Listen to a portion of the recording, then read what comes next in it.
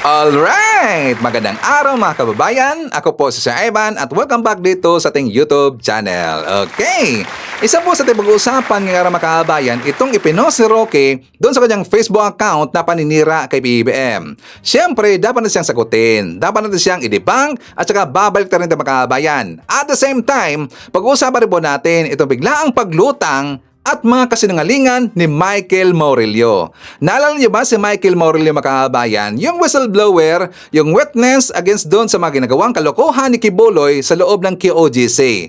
Doon na po sa statement na nilabas ni Michael Maurilio na damay ito si Sara Duterte at saka itong si Digong mga kababayan. Naalala ba natin yan? At saka ito po yung nangyari doon sa hearing na isinagawa ni Senator Risa Hontiveros. Doon rin po sa hearing mga kababayan, di ba nandun po itong si Senator Bato de la Rosa. Alam nyo ba, nasangkot dito si Bato de la Rosa sa biglaang paglabas ni Michael Maurilio? Yes, nasangkot mga kababayan. Wait lang mga DDS, alam ko mag-react kayo, sasabihin nyo naman na fake news ka. Hindi sangkot si Bato de la Rosa. Merong hawak na ebidensya si Ivan at mamaya ipapakita natin yan after ko ipapanood sa inyo itong video ni Michael Maurilio. Alam niyo mga kababayan na yan po anong una itong issue po ni Michael Maurilio, ito po ay biniliwala ni si Ivan. Bakit? Kasi tayo po ay nakafocus lang doon sa mga issues, mga fake news na ibinabalita ng mga DDS against paniniraan nila kay PBBM. Doon kasi tayo nakafocus mga kababayan. So marami na hong nag-message sa atin. Ating po mga solid viewer, I think mga 10 na yata or 12, hindi ko na mabilang mga kababayan, tungkol dito sa biglang paglabas ni Michael Maurilio. So ito na, binalikan ko ang kanyang video mga kababayan at meron pong napansin sa Ivan. Before natin bibigyan po ng reaction ang video ni Michael Maurilio, ipapakita ko muna sa inyo ang kanyang inilabas na video 5 days ako mga kababayan. For more details, let's watch this. Ako po si Michael Maurilio alias Rene. Hindi po ako pinilit na magsalita ng katotohanan. Kusang loob ko pong inilalahad ang mga nagawa kong kasalanan at mga plano laban kay Pastor Apollo C. Kibuloy at sa Kingdom Ministry. Ako po yung witness kinuwang witness ni Sen. Risa Hontiveros na nakatakip yung muka. Pero ngayon, hindi na sapagkat nagsasabi na ako ng totoo. Binayaran po ako ni Sen. Risa Hontiveros para mag-testify laban kay PRRD, VP Sara at kay Pastor Apollo C. Kibuloy. Lahat ng sinabi ko at kasama ko doon na nag-witness sa Senado ay ginawa lamang ni Sen. Risa upang papagsakin si Pastor at ang buong kingdom at kunin ang kanilang mga ari-arian. Ngayon po ay hinahanap at tinatakot ako ni Sen. Risa.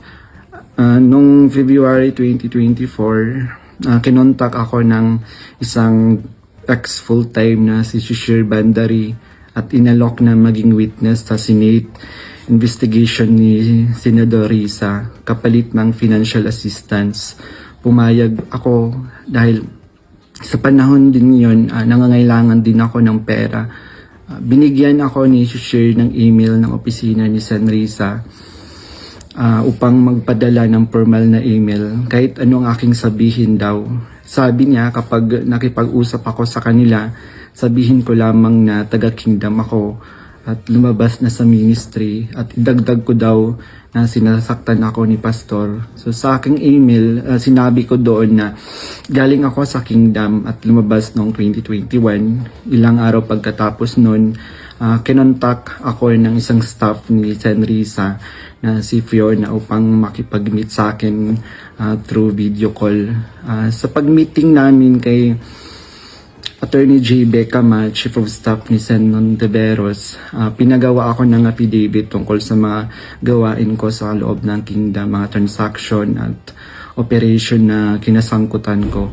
Matapos kong ibigay yung affidavit, muli kaming nag-meet ni Attorney Becama. Yung pag-appear ko sa Senate ay may reward na 500,000 na ibinigay nila sa akin. At dagdag na 500,000 nang isinama ko si Sara Duterte at si dating Pangulong Duterte. So 1 million po lahat ang binigay sa akin. So sa bawat research o information na aking naibibigay sa Senado, nakakatanggap ako ng rewards na 12,000 na ibinibigay ni Senri sa pamamagitan ng kanyang staff na si Sir Ryan. Okay, so kung bakit ko pinakita sa inyo itong video ni Michael Morillo Makabayan para mapansin rin ninyo. Napansin niyo ba ang kanyang constant movement ng kanyang lips, constant movement ng kanyang mata Makabayan, na kung saan halata talaga na siya po ay nagsinungaling. Di ba napansin niyo ba ang kanyang mata Makabayan pag ganun-ganon? Kasi meron siyang binasa doon, meron siyang script Makabayan. So malamang sa malamang, kanya lang po itong gin-memorize. Pero ang kanyang script na binasa niya, yun lang po ay reference Makabayan para hindi siya mawala sa kanyang gin-memorize na script na kanyang sinabi sa kanyang video ngayon na bigla siyang bumaliktad Makabayan. Nakakaduda. Bakit si Ivan? Kasi una, involved doon ang pera Makabayan. Kung bakit siya daw nag-reach out sa office ni Senator Santiveros dahil sa pera Makabayan. Diba? Mismo na kasi nagsabi, so dudang-duda talaga. Siya daw ay tinulungan ng kanyang kasamahan na former member po ng KOGC na mag-email doon sa office kay Senator Santiveros kasi meron dang financial assistance Makabayan. Magsabi ka lang doon ng inyong statement, ilalahad mo kung anong ginawa ni Kibuloy, meron ka ng instant financial assistance na Makabayan. So binayaran daw sabi niya Makabayan ni Michael. Binayaran daw siya ng office ni Senator Risa ng 500,000 pesos at meron pang dagdag na 500,000 pesos. All in all, 1 million lahat Makabayan. Plus, merong dagdag na 12,000 pesos kung meron siyang maidagdag na research information na bibigay niya doon sa office ni Senator Risa Ontiveros. So, diba? It's all about money Makabayan. Kasi according sa kanya, nangailangan daw siya ng pera. Tanungin natin, ito si Michael Morillo, magkaano kaya ang kanyang natanggap na kanyang bilang pabaliktad doon sa grupo ngayon ng KOGC Makabayan? Magkano kaya? It's all about money Makabayan. Siya nagsabi dito na kung bakit siya lumapit sa office ni Senator Santiveros dahil sa pera. So magkaano kaya ang kanyang natanggap ngayon nang bigla niyang pagbaliktad Makabayan? Kasi dito sa office ni Senator Risa, million plus daw ang kanyang natanggap. So magkaano naman ang kanya natanggap sa bigla niyang pagbaliktad Makabayan? Imposible na mababa pa sa milyon. Diba? Imposible yan. So malamang sa malamang malaki ang Makabayan. Siyempre may kaya ang grupo ng KOGC, may kaya yung grupo ng Duterte, kayang-kaya lang bilhin itong si Michael Morillo Makabayan. Tapos naniniwala ba tayo na hindi siya pinilit? Hindi siya pinilit Makabayan. Nakikita nga natin sa kanyang posture, movements niya, the way siya magsalita Makabayan, mukha siyang pinilit, mukha siyang tinakot dito. Tas sabi pa niya, tinakot daw siya ni Senator Santiveros. Dapat lang siyang matakot Makabayan kasi dito sa kanyang biglang pagbaliktad, may kaukulang kaso ho yan. Perjury yan Makabayan. Kasi nga ikaw ay lumapit bilang isang witness, meron kang sinumpaang salaysay niyan, affidavit, at yan po ay pirmado mo, at yan po ay notarized po na dokumento Makabayan. Ibig sabihin, kapag ikaw ay babaliktad at meron kang sasabihin na hindi natugma doon sa kanyang sinulat ng una Makabayan na affidavit, talagang siya ay mababaliktad dito. Siya ay makakasuhan po ng perjury Makabayan. Bakit ko sinabi, nasangkot dito ito si Bato de la Rosa sa biglang paglutang ni Michael Morillo. Kasi di ba pinost niya Makabayan doon mismo sa kanyang Facebook account itong video ni Michael Morillo Makabayan. Yes, ipinoso yan ni Bato de la Rosa. Tapos meron ba siyang caption Makabayan? Nung una, sabi niya, kung ito man ay totoo, hindi ko alam paano nila nasikmura ang ganitong gawain daw.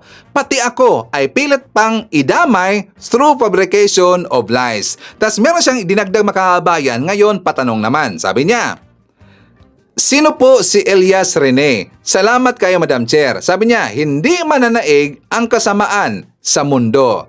O di ba? Kinontra niya. Ito po ay meron tong malicious statement or caption na inilagay ng grupo ni Bato de la Rosa Makabayan. Ibig sabihin, sangkot ito si Bato de la Rosa. Pero hindi ko sinasabi na sangkot siya o siya ang nasa likod sa pagbiglang pagbaliktad ni Michael Morillo, itong si Bato de la Rosa. Kundi sangkot siya kasi nag-post siya doon sa kanyang Facebook account Makabayan.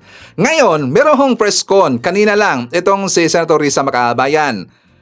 nabaliktad itong si Bato de la Rosa. Kasi nga 'di ba, nakita natin si Bato de la Rosa, siya ay kumakapit dito sa EI. Nalalaman natin yung pinost po ni Bato de la Rosa na EI Makabayan. Yung estudyante, 'di ba, yun po ay fake news. So ngayon, siya po ay sinampal ng katotohanan ni Senator Risa Hontiveros na baliktad si Bato de la Rosa Makabayan. Ito ang kanyang press con. How does it feel? Ako personally, nakita ko yung video because it was shared by one of your colleagues. How does it feel na ganun yung nangyayari na you are on opposing political, naintindihan naman natin yung politika ninyo dito, but it is talking about the credibility of the Senate. And yet one of your colleagues is also sharing, kunyari may tanong kung totoo yung nilalaman ng video, pero the mere fact na it is being shared publicly doon sa kanyang personal social media account, hindi ba ito nakasisira dito sa mismong institusyon ninyo? Para sa akin, kaming mga senador, dapat nag-share kami ng katotohanan. Dapat hindi kami nag-share ng fake news. O tulad ng mga AI-generated video, dapat hindi kami nagpapadala o lalong hindi kami mismo ang nag-share ng anumang fake news. Ma'am, after lumabas yung issue about kay alias Rene, si Attorney Roque said that ang dami niya raw pong imbento, and he even encourages the public po na magsampa ng ethics complaint against you para mapatalsik sa Senado. Any comment po regarding this? Bukas sa kahit sinong mamamayan na mag-file ng ethics complaint. Pero parang si Harry Roque ang maraming sinasabi. Umuwi muna siya, humarap muna siya dito sa Senado, haharapin ko siya kahit saan. Pero ngayon, bitawan na niya yung buhay pugante niya. Ma'am, are you saying na yung si Michael po now is pwede siyang biktima dito na ginagamit siya? Posibleng biktima rin si Michael, posibleng ginagamit siya. Pero kasabay ng pagdasal ko para sa kanyang kaligtasan, kung tulad ng takot niya, siya ay kikidnapin, kahit pinagdarasal ko ang kanyang paglaya at kaligtasan, kailangan managot din siya sa kanyang pagsisinungaling ngayon. And ma'am, meron po rin bang feedback yung PNP about ano po yung sitwasyon niya ngayon? Basta ang latest na alam kong ginagawa ng PNP noon ay kumikilos din sila agad doon sa finoward naming mga messages ni Michael noon lamang, June 22 at 23. Pero habang sila ay kumikilos na noon tungkol sa kanyang cry for help, yung kanyang hiling na ma-rescue siya, biglang lumabas na itong video na ito. Papit sa aking opisina. Hindi siya tinakot, hindi siya pinilit. Siya ang naghabol sa amin para magpahayag ng kanyang panig. Narito ang mga resibo. Noong December 14, 2023, he emailed my office. Sabi niya, quote, "Dati rin po akong worker ni Pastor Quiboloy. Tumiwalag dahil sa pang-aabuso at pananakit. Ngayon lang nagkaroon ng lakas ng loob dahil na rin sa takot dahil sa pang-aabuso at pananakit. Close quote. Ngayon lang nagkaroon ng lakas ng loob sa sinasabi lang dahil kumbinsi daw siya na tumestigo para mabayaran.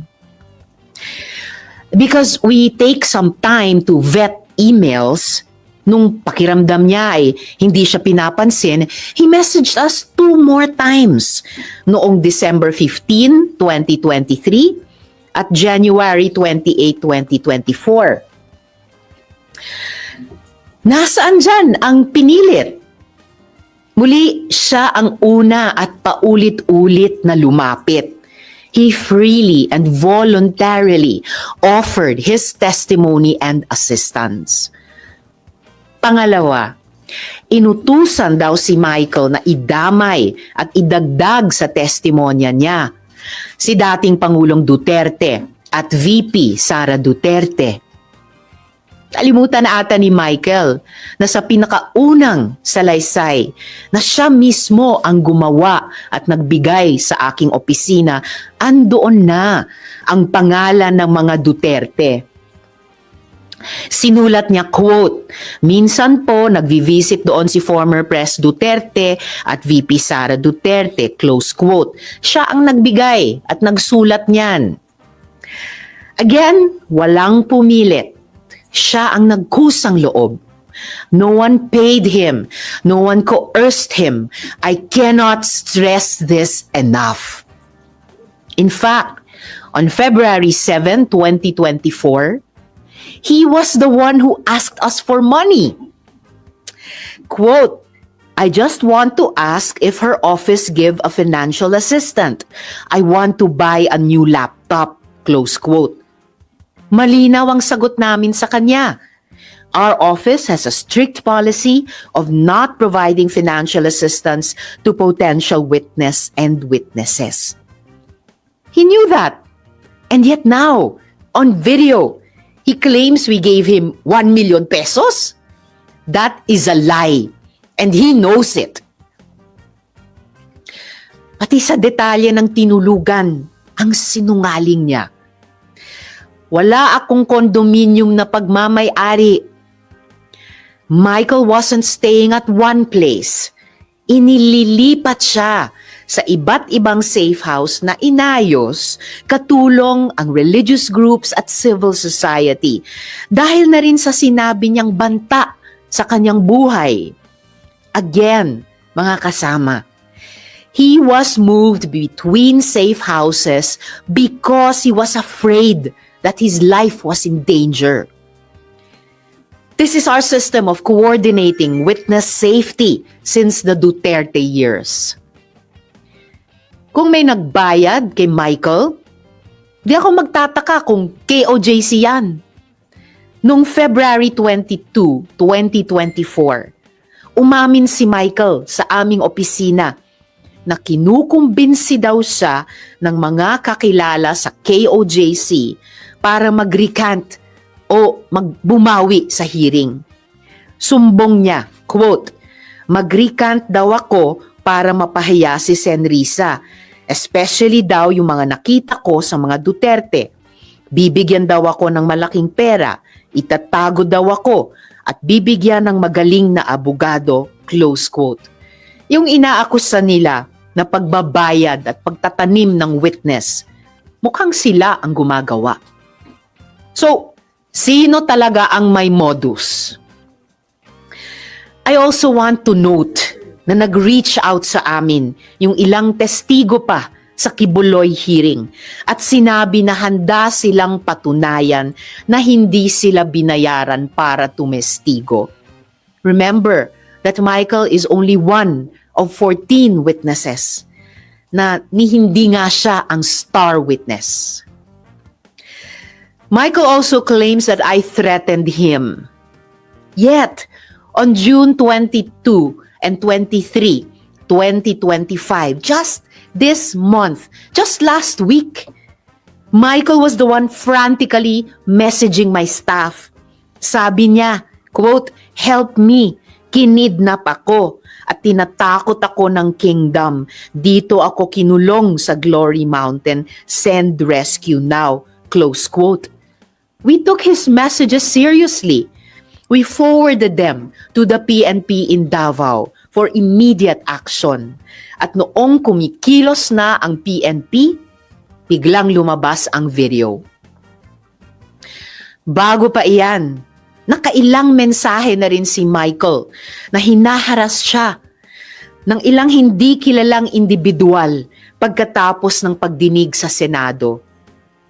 Katulad iyan ng nangyari sa Farmally hearings, kung saan dokumentado namin yung pagsumbong ng witnesses na siya ay tinakot at hinaras ng kampo ng Farmally. Yan ang totoong modus nila. So this is the real pattern here. After testifying in the Senate, witnesses are harassed and threatened, and then suddenly flipped. So let's call this what it is: witness tampering, fake news, psychological warfare. Ang mga kasinungalingan ay insulto sa pagdurusa at tapang ng mga witnesses. Tandaan natin, 14 sila. Mga witnesses na naglahad sa mga abusong ginawa sa kanila ni Kibuloy at ng KOJC. Sinungaling na nga nang haharas pa. Michael exposed people who trusted the Senate with their stories. And these are people who were already afraid. Now they are in danger. Again, yan ang talagang kinagagalit ko. Hindi lang ito paninira. Those responsible for this video crossed a line and they will be held to account. Muli, I have consulted with my legal team and on Wednesday, we will file a complaint with the NBI. We will work with them for a full investigation into the people who created this video and the networks amplifying it. And we're not stopping there. We are preparing criminal complaints. To those behind this, you don't scare us, but you should be scared of the truth. Because no one gets to endanger our witnesses, my staff, or harass the Senate with impunity. We will not let this slide. We will fight back. Hindi nila mapipigilan ang katotohanan. Nako, yari si Michael Makabayan kasi hindi yan naatrasan ni Senator Rizon Tiveros. Kasi si Senator Rizon Tiveros marami ang hawak na ebidensya na magagamit against dito kay Michael Maurilio Makabayan. Di ba sinabi po ni Senator Risa na nag-reach out na sa kanya ito si Michael Maurilio kasi daw siya ay kinidnap na. Nandun na siya sa Glory Mountain na kulong Makabayan. Ibig sabihin, yung ebidensya na yan na itong si Michael Maurilio, siya ay ginipit ngayon, hinaras ngayon, inipit ng taga-KOJC para magsalita, bumaligtad against doon kay Senator Risa Hontiveros Makabayan. Kaya nakikita natin sa video ni Michael na siya po ay takot Makabayan. Di ba? Kaya nga nakikita natin sa kanyang mga posture, sa kanyang movement, pag ganun-ganun siya, iba ang kanang ginagawa po sa kanyang lips Makabayan kasi nga hindi niya alam ang kanyang gagawin. Siya kasi ay naibil Makabayan. Siya kasi ay nagpanik, takot na. So ngayon, maraming kasong kakaharapin itong si Michael Maurilio Makabayan. Okay. So anyways, tungkol rin po dito sa balita kay Rocky Makabayan. Si Rocky, meron siyang ipinost doon sa kanyang Facebook account kanina Makabayan. Sabi niya, tuwing malapit na ang SONA, si Marcos Jr. daw ay nag-iibang anyo. Nag-ibang anyo daw si PB Makabayan. Pansinin ninyo, madadalas pa yan. Karpentero, engineer, arson investigator, even a singer. But he is never a leader. Lungkot no at ganito ang ating presidente na Makabayan. Sabi niya, nag-iiba daw ng anyo itong si PBM. Babaliktaran natin.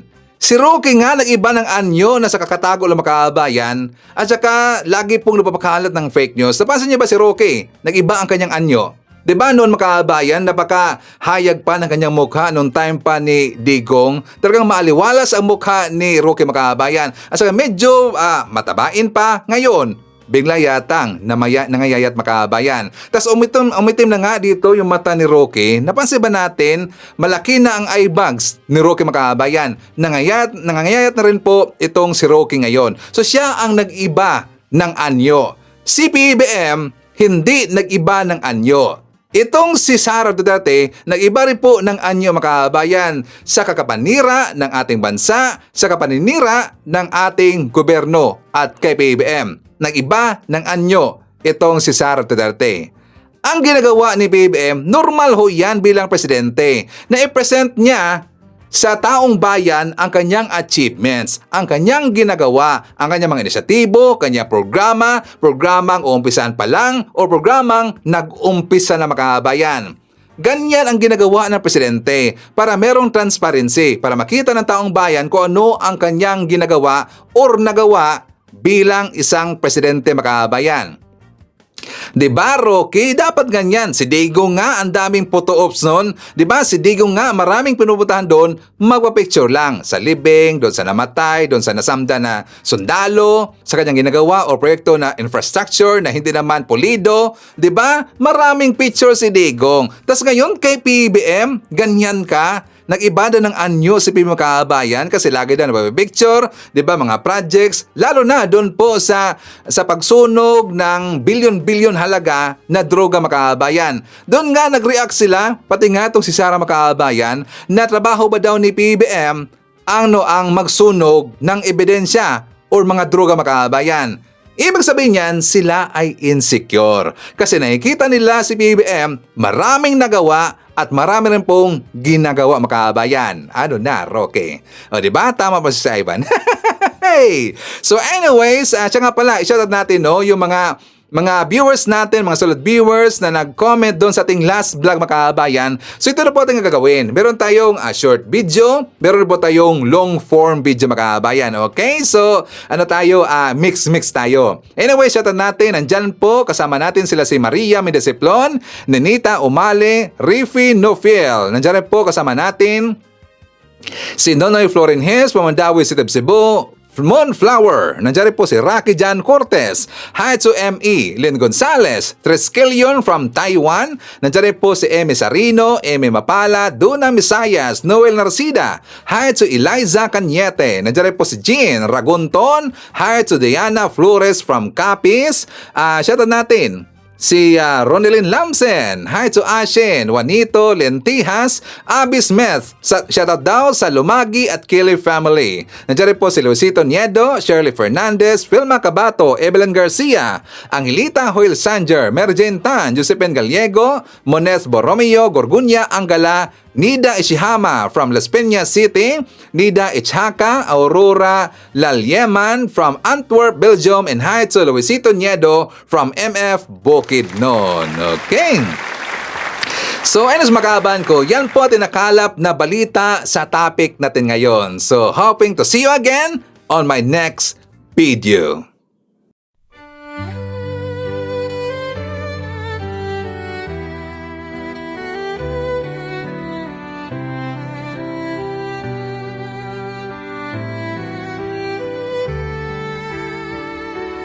Bawat hakbang, tinik ang iyong daan.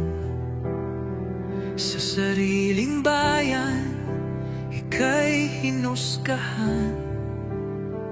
Ika'y siniraan ng ganit sa kapangyarihan.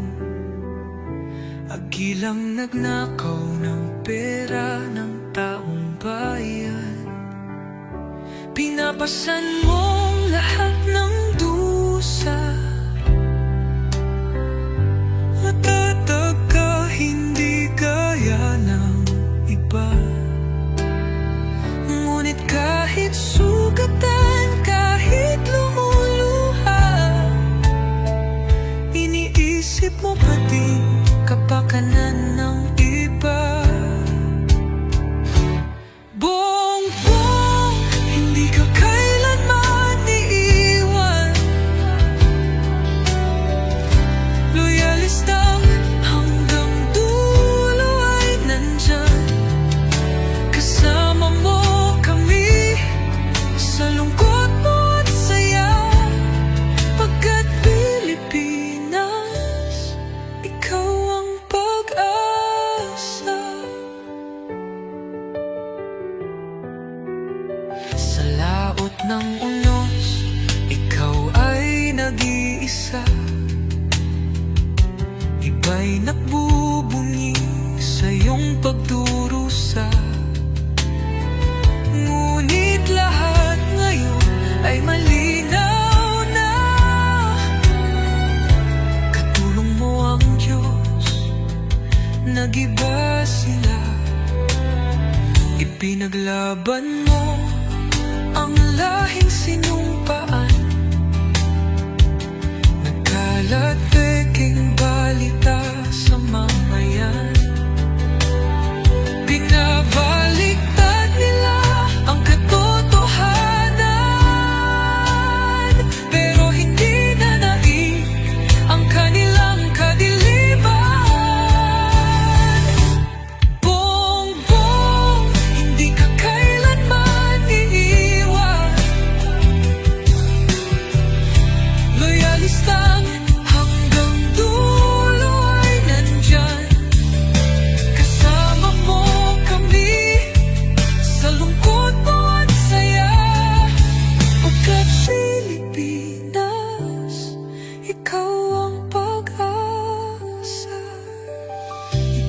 Git ng kasaysayan ng pangalan mo dalisay. Ngunit bakit tila nais kang burahin at si Apolacay? Sa iyong mga mata may luha ng matinding pagdurusa.